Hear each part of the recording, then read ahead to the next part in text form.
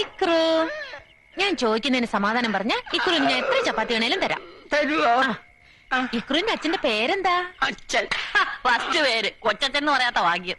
കൊച്ചച്ഛൻ സ്വർഗത്തിൽ പോയി എന്ന് അച്ഛൻ പറഞ്ഞ. ഓ, തട്ടി പോയില്ലെങ്കിലേ അത്ഭുതമുള്ളേ. ഇതല്ലേ സാധനം.